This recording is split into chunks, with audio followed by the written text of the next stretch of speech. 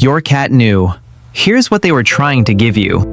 Last episode, we talked about your voice, how your cat has memorized it, responds to it differently than any other voice, and how the conversations you've been having in a slightly embarrassed higher register have been building something real the whole time. This episode is about where that bond goes at the very end, and what your cat was doing there. If you've ever lost a cat, there may have been a moment near the end when they found you. They came and sat with you, stayed longer than usual, settled into your lap or pressed close to your side in a way that felt different from all the other times, quieter, more deliberate, like they were trying to say something they didn't have words for. And you've wondered ever since whether they knew. This episode is for everyone who was asked that question, and for everyone who still has their cat and wants to understand what that kind of love actually looks like when it reaches its fullest expression. Welcome back to Yours, Meow. Let's get into it. What cats can actually sense. Before we get to the harder question, let's start with what science has confirmed. Cats are among the most sensorially sophisticated animals on Earth. Their sense of smell is estimated to be 14 times more powerful than a human's.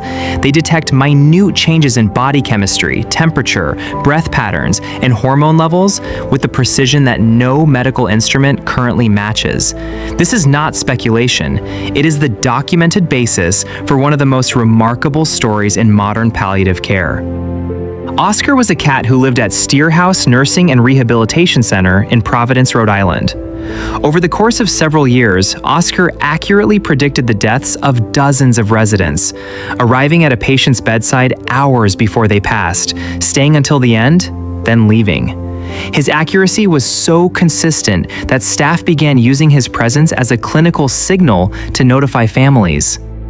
Dr. David Dosa, a geriatrician at Brown University, documented Oscar's behavior in the New England Journal of Medicine in 2007. His conclusion was not mystical, it was biochemical. Oscar was likely detecting ketones, compounds released by dying cells, and responding to what his senses were telling him. Your cat has those same senses. They have always known more about your body than you realize. The cat who withdraws. Not all cats move toward their people at the end. Many do the opposite. In the days or weeks before death, many cats become reclusive. They find quiet places, the back of a closet, under a bed, behind furniture, and they stay there. They stop eating. They sleep almost continuously. They seem to be turning inward.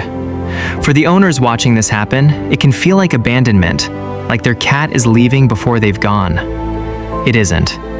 In the wild, a vulnerable animal instinctively seeks safety and stillness, not to hide from the people who love them, but because stillness is what their body is asking for, because quiet is what feels right. And here is the thing that matters most about where they choose to go quiet. It is almost always somewhere that smells like you. The blanket you use, the chair you sit in, the corner of the room where you spend most of your time. They are not leaving. They are going to the place that feels most like you and resting there. The cat who stays. The other pattern is the one that stays with owners longest. Some cats become more present in their final days, more tactile, more seeking of closeness. They follow their person from room to room.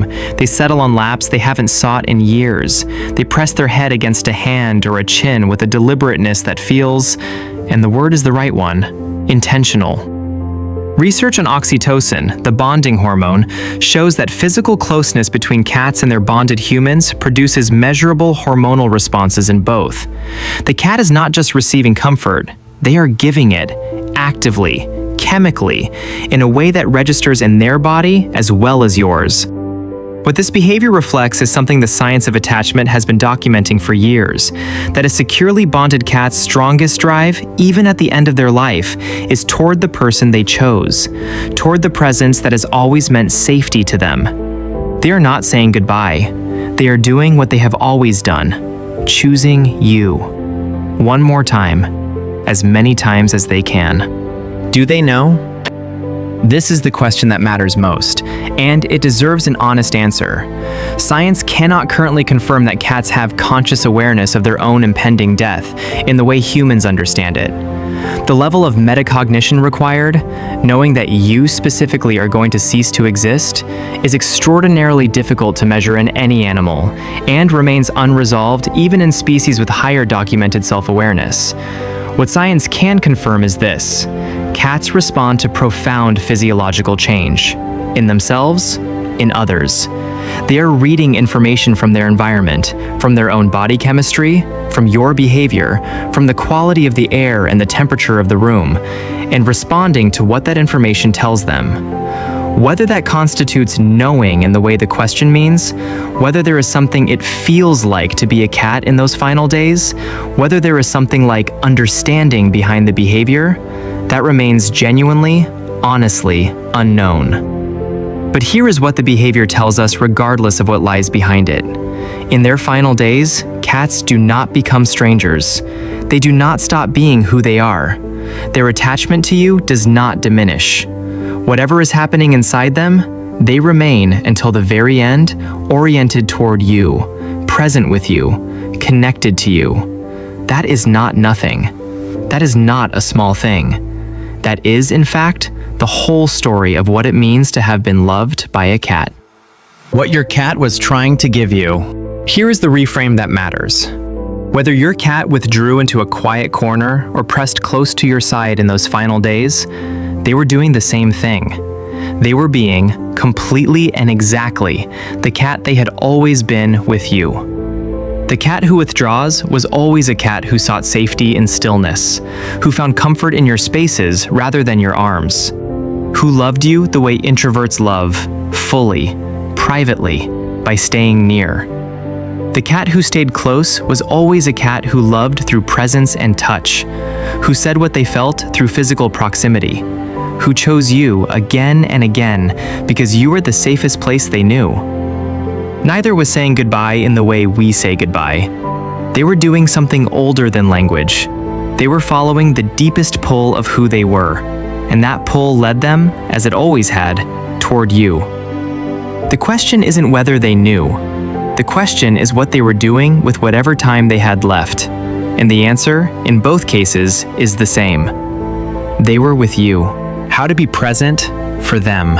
If you are in this moment now, or preparing for it, here is what the research on feline end-of-life care suggests. Follow their lead. If your cat is seeking closeness, offer your presence quietly. No urgency, no grief performed loudly in front of them. Cats are extraordinarily attuned to human emotional states, and distress in you creates distress in them. Calm voice, slow movements, the same tone you use when everything is fine. If your cat is withdrawing, do not force contact. Instead, bring yourself close without requiring them to come to you. Sit near where they are. Put something that smells like you within reach. Let them feel your presence without it costing them energy they don't have. Keep the environment as consistent as possible. Familiar sounds, familiar smells, familiar rhythms. The predictability that has always been safety for them matters more now than ever. And talk to them, softly, in the voice you always use. You don't need words that mean anything. You just need them to hear that you are there. Veterinary professionals who work in end-of-life care note that hearing may be the last sense to fade, and that cats often seem comforted by familiar voices even when other senses are diminished. Your voice is one of the last things they will know. Make sure it sounds like home. What remains? Grief for a cat is real grief. Research on human-animal bereavement confirms what cat owners already know, that the loss of a bonded cat produces grief responses neurologically and emotionally identical to the loss of a close human relationship. The bond was real. The loss is real. The grief is proportionate. What also remains, and this is the part that takes time to find, is the evidence of what the relationship was. Every slow blink they gave you unprompted. Every time they chose your room over another room. Every time they arrived when you were upset and simply stayed. Every time they pressed their head against your hand. These were not random. They were not habit. They were, each time, a choice. Made by a creature whose attachment to you was as specific and irreplaceable as any attachment you have ever known. The bond doesn't end. It becomes something you carry. To everyone watching who has already been through this, the cat who found them at the end, or the cat who went quietly to a corner and stayed, we hope this helped you understand what they were doing. They were being exactly who they always were. They were, in the only language available to them, with you. And to everyone watching who still has their cat curled somewhere nearby right now, go find them. Sit with them. Slow blink at them from across the room and wait. Whatever time you have, it is enough to matter. It has always been enough to matter. Yours, Meow, because your cat has been trying to tell you something. If this meant something to you, it's worth passing on to someone who has loved a cat. Drop in the comments. Tell us about your cat, their name, who they were, what they meant to you. We want to hear about them. See you in the next one.